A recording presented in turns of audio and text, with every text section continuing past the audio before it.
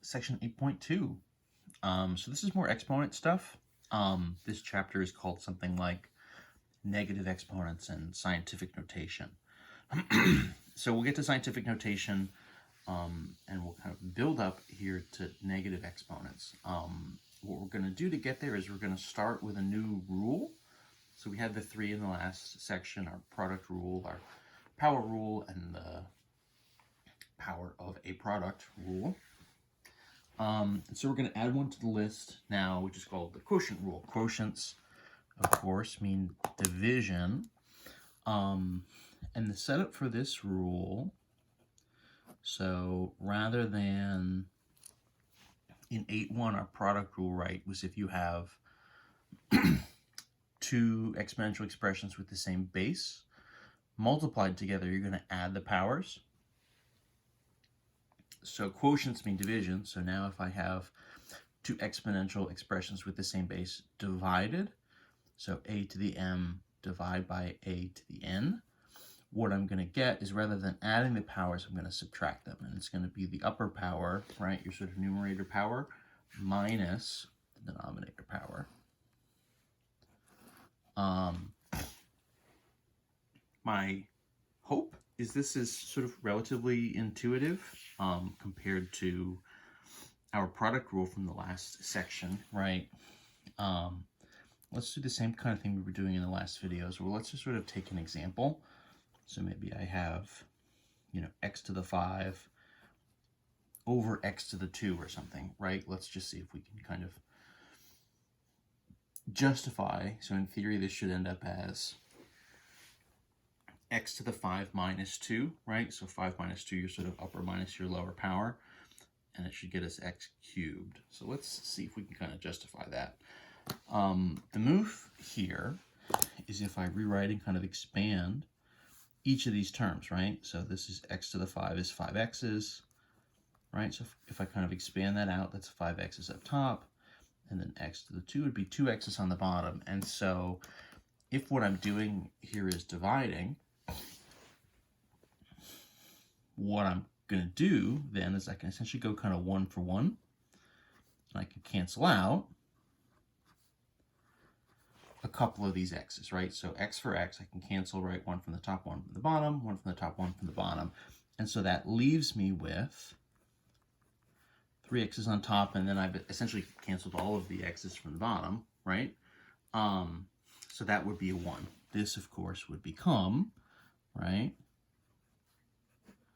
x to the 3, right? Essentially what I've done, the subtraction here, is essentially a stand-in for this kind of cancellation, right? If you actually sort of expanded everything out and you canceled out the common terms, right, the common base values, right, our common sort of variables here, if they get canceled, right, that means they're getting sort of subtracted from the total number of x's that we have. And in this case, we end up, right, with sort of 5 minus the 2 canceling out, gets us from x to the 5 down to x cubed.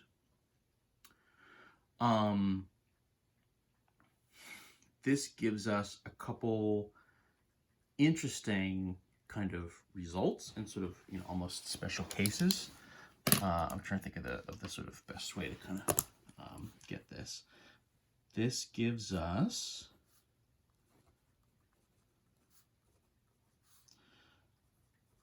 some special examples and really definitions. So we said this chapter is about negative powers, negative exponents, so we can get that. But actually, before we do a negative power, what this will give us is actually a definition for a to the 0. So that's a little counterintuitive, right? So we said, value raised to the 1 is going to be itself, right? 2 to the 1 is 2, 10 to the 1 is 10, x to the 1 is x, right? And so on and so forth. What would it mean to raise something to the 0 power? Well, the definition here is going to be anything to the 0 is equal to 1. That's going to be our definition.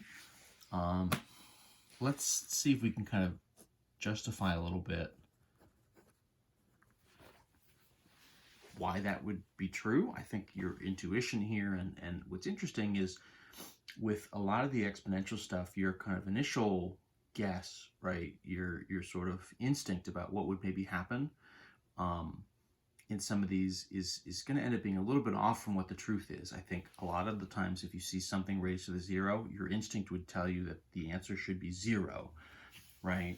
2 to the 0 is 0, right? It sort of is 2 multiplied by itself 0 times, right? You kind of want to say that gives you nothing. But because this is sort of multiplication, what would be sort of not multiplying at all is not going to be 0 for us, but would be 1. It's this sort of identity thing. The justification here comes from this quotient rule. So how would I get something like a to the 0? Well, maybe if I start with something like x to the 3 over x to the 3, right? So in theory, right, with the rule,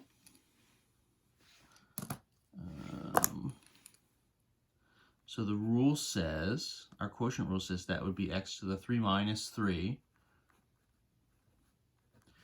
which would be x to the 0. So just sort of rewriting the power and simplifying it would give us this x to the 0. Now, on the other hand, right, we should say, but also, right, x to the 3 over x to the 3. I mean, this is very, very obviously a case of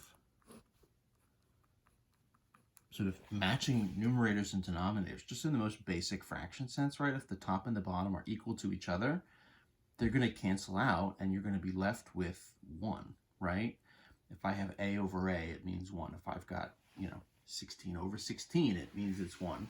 If I've got, x to the 2 over x to the 2, if the top and the bottom match, they're really going to cancel down to 1, right? So in theory, that's sort of 1, 2, 3 x's over 1, 2, 3 x's. Everything here is going to cancel 1 for 1. And so what that's going to give me essentially is 1 over 1, which is equal to 1. And so the connection here, right, is between those two things, this sort of 0 power, thinking of it in terms of this fraction where everything is getting kind of canceled away, right? The 0 power here, leaves you with no more of the base values. It leaves everything, and everything kind of gets wiped away and canceled in kind of a division sense rather than a subtraction sense. And so you're left with just value 1. So anything to the 0 is going to be 1. That's essentially true for everything except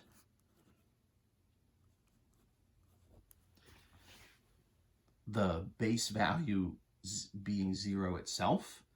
So 0 raised to the 0 is not necessarily going to be 1. That's what we're going to call an indeterminate form, meaning it's kind of an ambiguous rule. In theory, if 0 is your base value, you're going to get a 0 out of it, right? 0 squared, 0 cubed, 0 to the 10.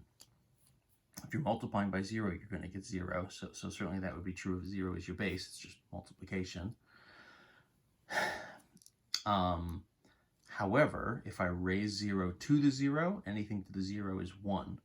So if the base value is 0, I get a 0. But if the power is 0, I get a 1. Those two things kind of can't really be true at the same time. So if I try to do 0 to the 0, I'm just going to get, in theory, this kind of unsolvable situation. There's more advanced math techniques depending on kind of what that form is coming out of and what it represents. It will mean different things, but that's becomes essentially sort of a calculus problem. It becomes a much higher level math problem.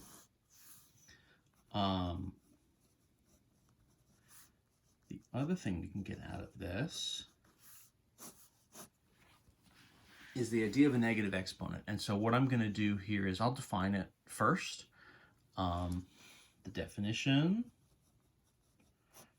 is going to be, so a to the negative n, right? A to the negative power. what that means is 1 over a to the positive m. So a negative power is for us going to essentially mean 1 over that value raised to a positive power. And this is another interesting result that maybe is not super intuitive. I think if we go back to this and think of it like a quotient, so how would we try to justify this?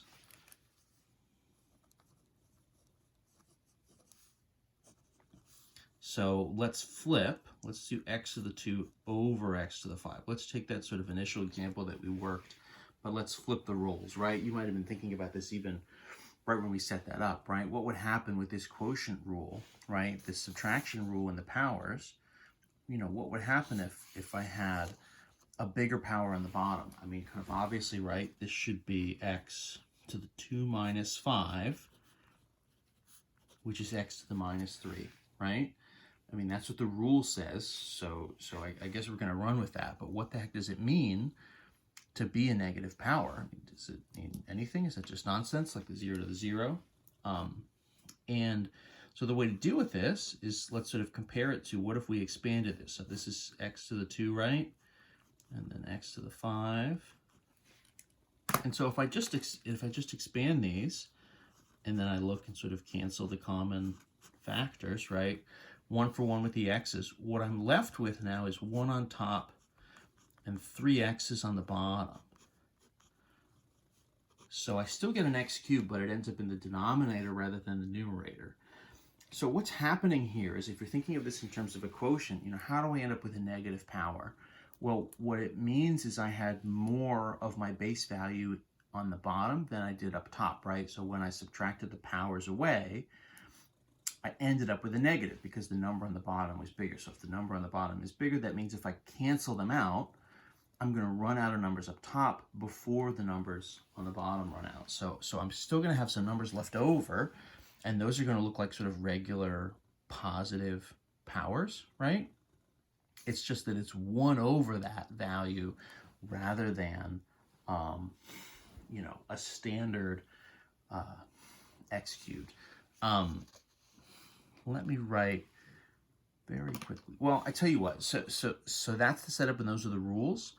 Let me pause here, and then we'll do a second video where we run some examples. So just to kind of recap quickly, right? We have our quotient rule. So that is, right, where we have division with the same base and different powers. You can do, you know, a to the m over a to the n will give you a to the m minus n, right? It will give you sort of a subtraction of your exponents.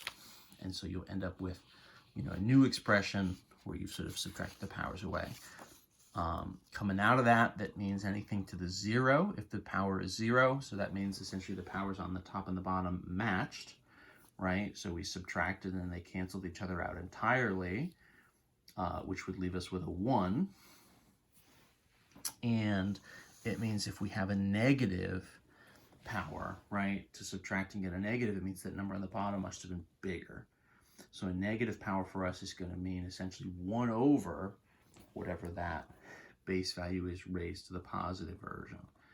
So the takeaway there, right, this is another one where I think your intuition is going to tell you a negative exponent must mean just like a negative number. You know, if 3 squared is 9, 3 to the negative 2 is negative 9, and that's not what's going to happen. So you want to fight that instinct, right? A negative power is going to mean 1 over 9. It's going to mean 1 over 3 squared. Again, we're going to run a number of examples here in the next video. So I'll pause this one and we'll see you over here in video number 2.